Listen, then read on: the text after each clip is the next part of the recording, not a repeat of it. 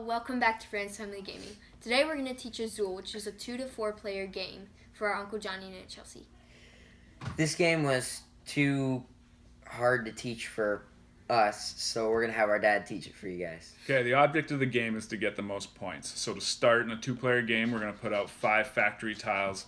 In a 3-player game, we'll put out 7, and in a 4-player game, we'll put out all 9. To start the game, we're going to put the first player token in the middle of the table here in between the factory tiles, and we're going to drop 4 random tiles that come from the bag on each of these tiles. On your turn, what you're going to do is you're going to take one of the tiles and choose a color on it. So I can take this tile, for example, and then the rest of these will go into the middle here. When I take a tile, I have to choose one of these rows to put it on. Once I've placed a color on that row, I have to continue placing those colors until it's all filled up. So let's say, for example, on my next turn, I was to take this tile, these tiles off of here. These would go in the middle, and then these would go on here.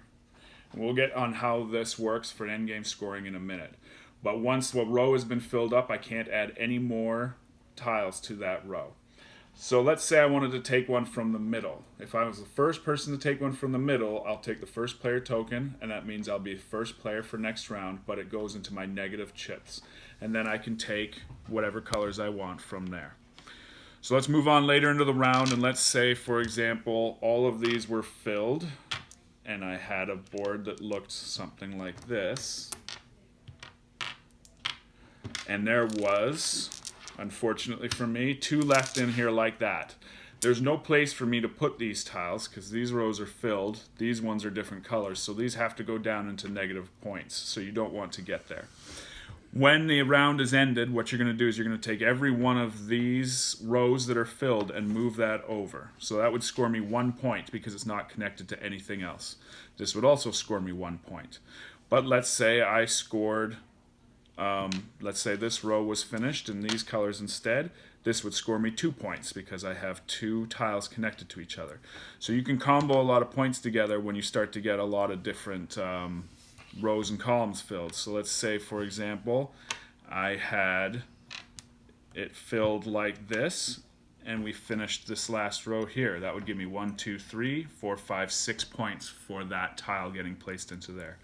At the end of the game, you're going to score 2 points for every row that's filled.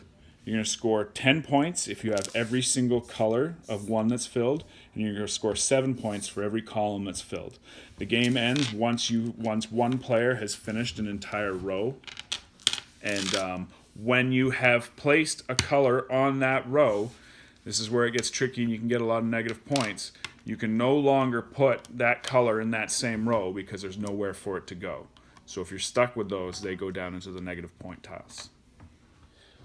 So the round ends once all the tiles have been drafted from the center and from these different factory tiles. At the end of the round, we'll do that scoring phase, and then we'll put 4 new tiles out.